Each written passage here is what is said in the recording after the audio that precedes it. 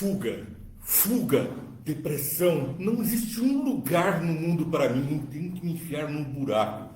300 milhões de pessoas vivem em depressão por ano, tendo como causa da depressão um afastamento ao trabalho.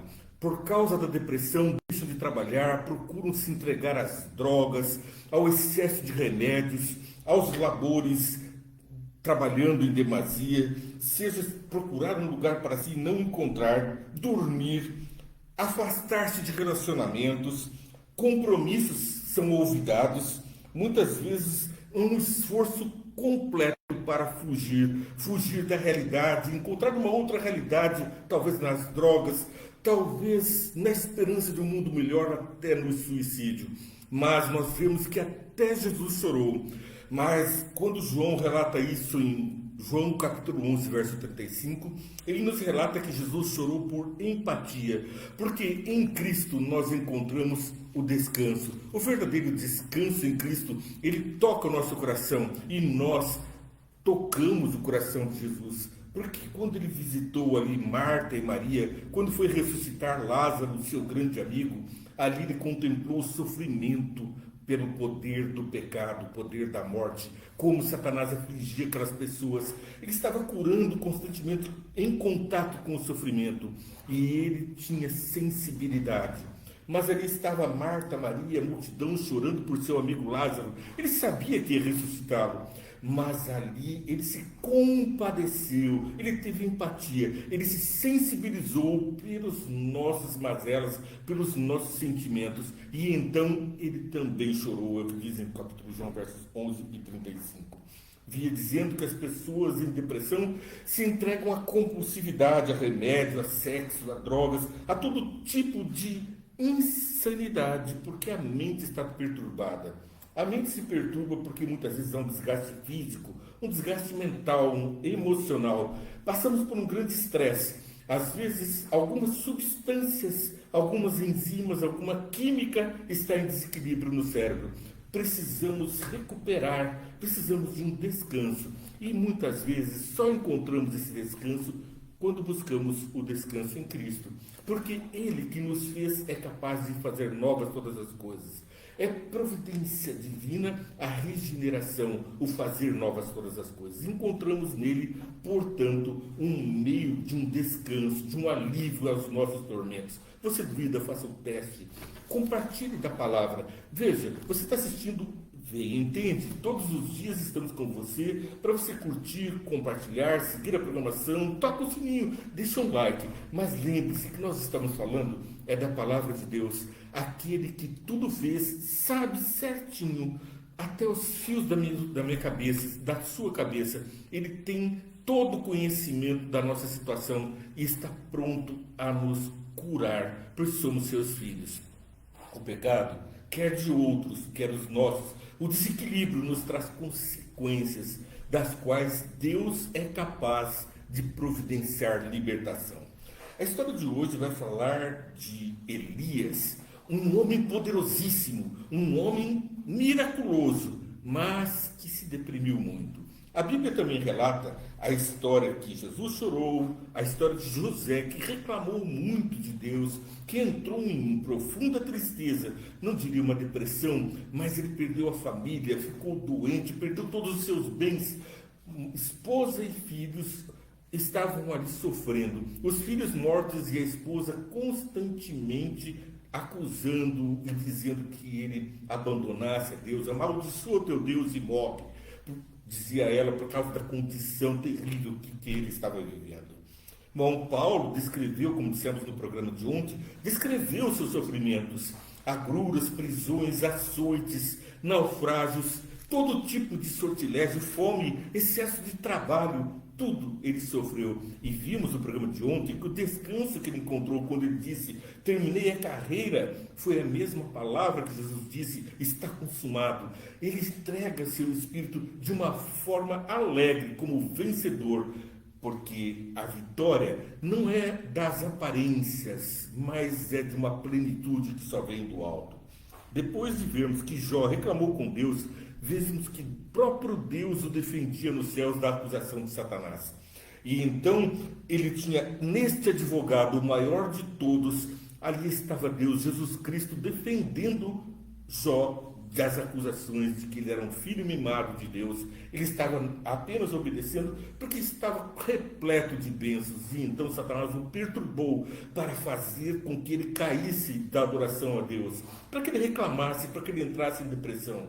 Mas Deus o defendeu, Jesus o defendeu, o nosso advogado o defendeu. Lembra que Pedro estava ali perto da hora da crucifixão de Cristo e ele estava para ser tentado. 3 vezes trairia o Senhor. Jesus o avisou, mas na ceia, um pouco antes, Jesus disse: Satanás pediu para atormentar você, para balançar você, para sacudir você, para destruir você, mas eu roguei ao Pai por você.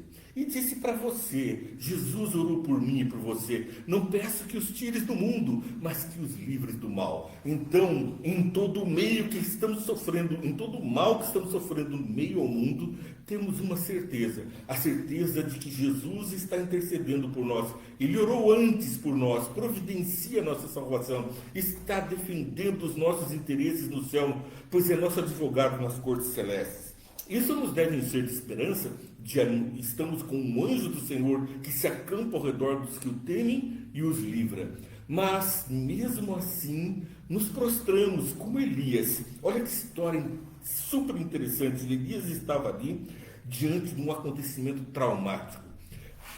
Primeiro livro de Reis, capítulo 17 até o 19, falam coisas espetaculares da vida de Elias. Elias é alimentado por corvos. Os corvos levavam alimento para ele na caverna enquanto ele estava em fuga. A viúva de Serepta teve grande multiplicação do azeite e do trigo porque deu alimento a Elias. E não faltou alimento para eles em meio a uma seca, igual ao do Egito de 7 anos, que falamos de José há pouco tempo atrás. Agora estamos dizendo de uma seca de 3 anos, uma fome que permeava o mundo por 3 anos. E era um desespero, não havia alimento para os animais. O rei Acabe, o mais perverso de todos os reis de Israel, aquele que mais afrontou a Deus, que se separou de Deus, e que era um cachorrinho de Jezabel, aquela rainha que procurou matar todos os profetas e caçava Elias por todos os lados, que acabou comida, lambida pelos animais. Ela caiu do terraço e acabou o seu sangue sendo lambido pelos cães. A tragédia foi grande. Ela adorava ali a Zerá, aquela deusa, e Baal, aquela deusa que eles queriam profanar o próprio Deus, dizendo que era a esposa de Deus, a grande benevolência. É uma mulher que persegue todas as religiões. Jezabel está intimamente ligado com a Zerá, aquela deusa, e também com a adoração a Baal. Ali estávamos 450 profetas de Baal. E Elias, que estava, portanto, ainda alimentado por corvos, ainda com a viúva de Serepta, no reinado de Acabe, o perverso, Elias encontra Obadias, porque recebe a visão do Senhor. E Obadias era o mordomo da casa de Elias. E ele então expressa ali a sua alegria em encontrar o profeta. Elias e Acabe haviam se separado para procurar comida para os seus animais, para encontrar sustento, porque em meio à seca todos os animais estavam se perdendo, havia morte por todos os lados. Acabe convocou Obadias, os responsáveis por seu palácio, homem que temia muito ao Senhor, diz o livro de 1 Reis, capítulo 18, verso 3. Jezabel estava exterminando os profetas do Senhor, por isso Obadias reuniu os 100 profetas e os escondeu em 2 cavernas, 50 de cada uma, e lhes concedeu comida e água. Olha só, Jezabel representa o final dos tempos, quando os filhos de Deus estão sendo assaldados, perseguidos, haverá falta de comida, haverá tragédias, sinais que Jesus previu lá em Mateus capítulo 24. A Bíblia nos relata que nos tempos em que estamos vivendo, nos tempos atuais, aconteceria aquilo que estamos testemunhando, estamos vendo e ouvindo. Ninguém pode excusar-se de perceber que Jesus está às portas para voltar e que seus juízos já começam a se derramar.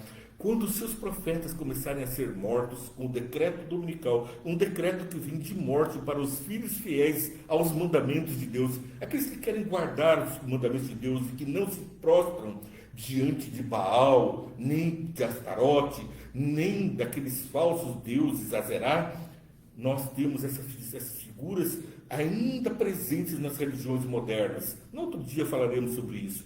Mas o importante é que Elias, aquele homem poderoso que tinha poderes sobrenaturais vindo dos céus, agora ele estava ali diante do servo de Acabe. Obadias, então, é incumbido de levar uma mensagem para Acabe.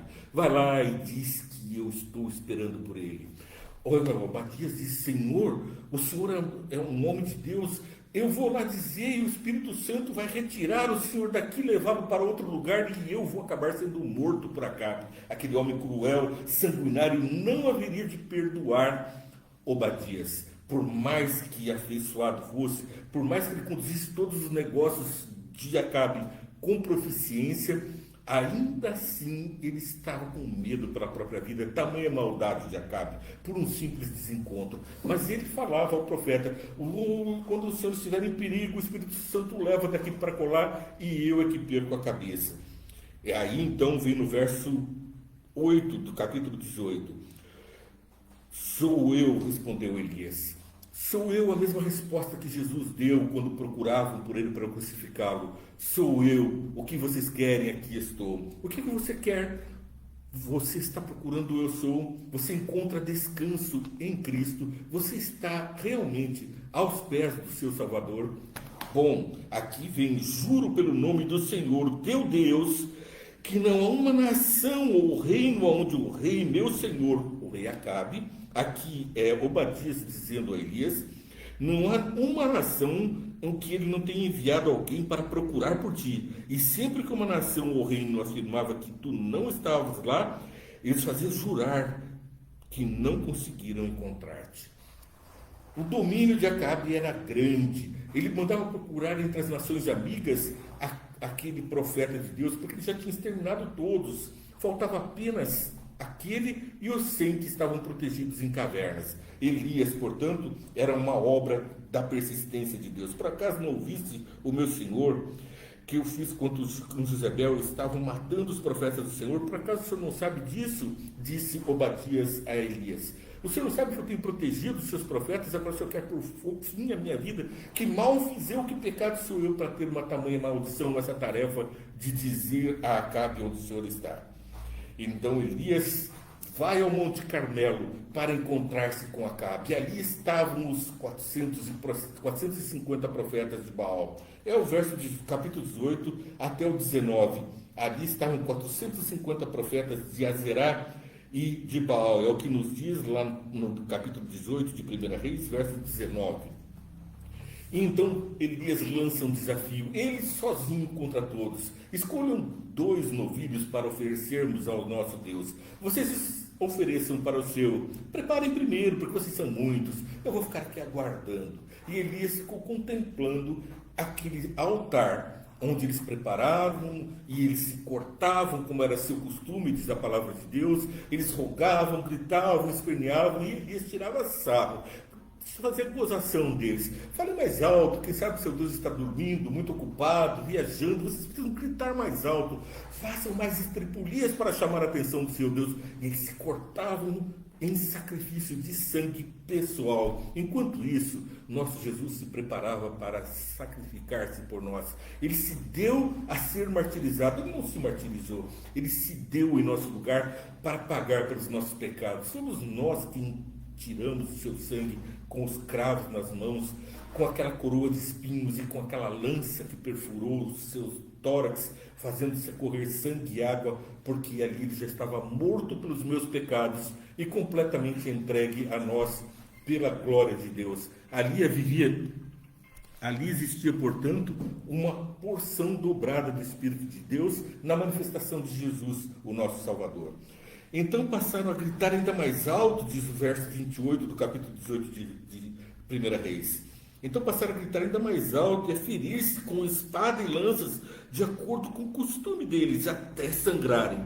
Passou o meio-dia e eles continuavam profetizando em transe até a hora do sacrifício da tarde. Muitas religiões ainda usam o transe para tentar encontrar a Deus. E aqui nós vemos a consequência, mas não houve resposta alguma. Ninguém respondeu, ninguém deu atenção. Então, chegando-se pela tarde, Elias manda cavar uma valeta em volta de um holocausto que ele reconstruiu onde costumava adorar ao nosso Deus. E ali, então, ele manda derrame água. Mas não era água que estava faltando, a seca era grande, mas uma oferta de sacrifício, derramaram água para ver a glória de Deus. E ali ele desafia ainda mais, joguem água porque vai cair fogo dos céus. Nosso desafio era, aquele sacrifício que for consumido por fogo é de Deus. E o povo disse, e é uma boa proposta. Por quê? Porque ele veio desafiado. Quem quer seguir a Deus, segue. Quem quer seguir a Baal, segue. Hoje vos convoco, sigam a Deus. E o povo ficou em silêncio. Estava em dúvida qual Deus seria realmente. Azerá, demonstração feminina do poder dos céus.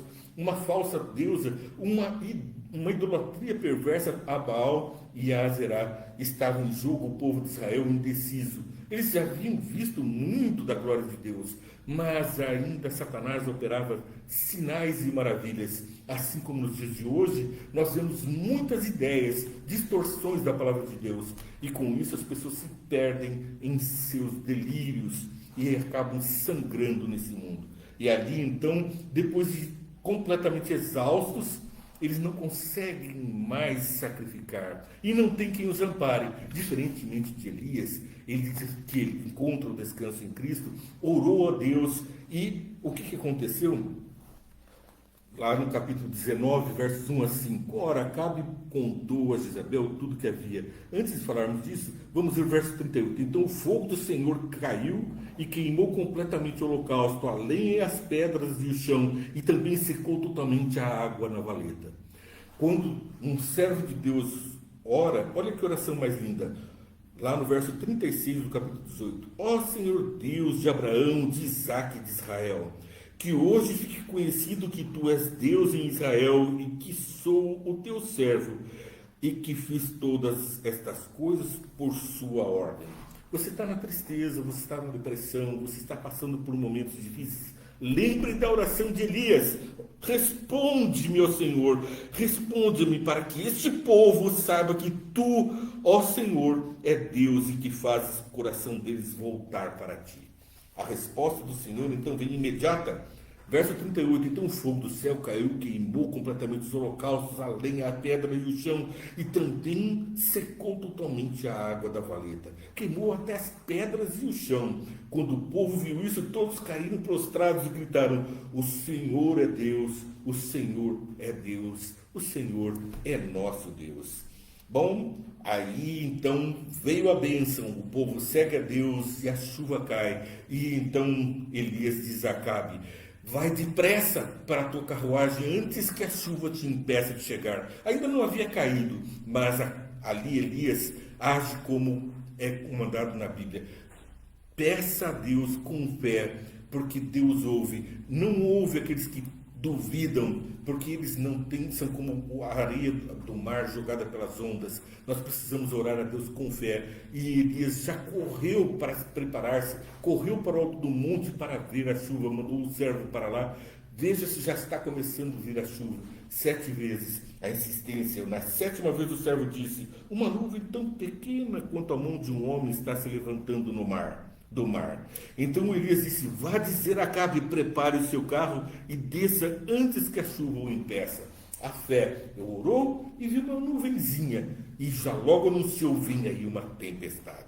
Quando as nuvens escuras aparecem no céu, começou a ventar e chover forte. E Acabe partiu de carro para Jezreel. O poder do Senhor veio sobre Elias e ele, prendendo a capa com um cinto, correu frente de Acabe por todo o caminho de Israel. Correu mais que os cavalos com a força de Deus.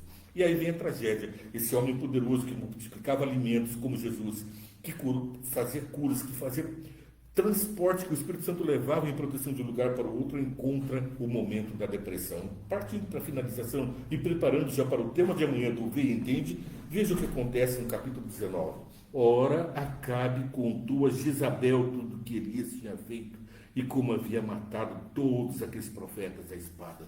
Sim, porque os 450 profetas falsos que adoravam a outros deuses para a purificação da terra foram executados. O povo mesmo tomou a iniciativa a comando de Elias. Por isso Jezabel mandou um mensageiro Elias para dizer-lhe que os deuses me castiguem com todo rigor, se amanhã nesta hora eu não fizer com a sua vida o que você fez com a deles. A invocação do demônio, dos falsos deuses, era Jezabel, aquela rainha perversa, invocando Satanás, Astarote, invocando a Baal, a Dagon, as falsos deuses contra um servo do Senhor. E o que ele faz?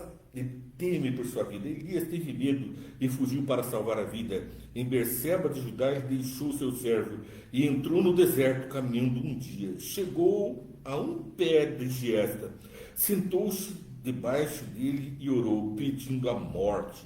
Já tive bastante, Senhor, tira a minha vida. Não sou eu melhor do que os meus antepassados. Depois deitou debaixo da árvore e dormiu. A depressão faz isso, os desafios estão aí. Nós vencemos, mas exausto depois de cumprir a tarefa do Senhor, de purificar o povo, de mostrar o verdadeiro poder do povo, extenuado. Ele precisou agora da intervenção dos céus. E os anjos vão amanhã preparar o pano dos céus para tonificar esse profeta que corria à frente dos cavalos, agora quase desmaiado. Ele não consegue mais, ele dorme na depressão. Amanhã, sem falta, vem e entende, se Deus quiser, vai nos levar à compreensão de como Deus atua, como anjos do Senhor estão a serviço dos servos de Deus, para nos levantar do mundo de pecado, para nos levantar do mundo de aflições e para que não fiquemos no calabouço da depressão e do pecado. No mundo tereis aflições, mas tem de bom ânimo. Eu venci o mundo, disse Jesus. Venha ter com você todos os dias para você curtir, compartilhar. Siga a nossa programação, toca o sininho, dá um like, faça com que as pessoas que você gosta ouçam essa mensagem. Quem é que está precisando ouvir a mensagem de Deus hoje? Compartilha com ela. Lembre-se de orar por esse programa para que nós nos mantenhamos fiéis à palavra de Deus. É como está lá em Atos capítulo 26. Nós vamos verificar lá no verso 27 que precisamos estar conformes à palavra de Deus. O que passa disso vem do diabo, mas nós temos o descanso em Cristo. Que Deus te abençoe e faça de você uma fonte a jorrar no deserto do mundo. Amanhã, sem depressão, a vitória em Cristo. Aguardo você. Deus te abençoe.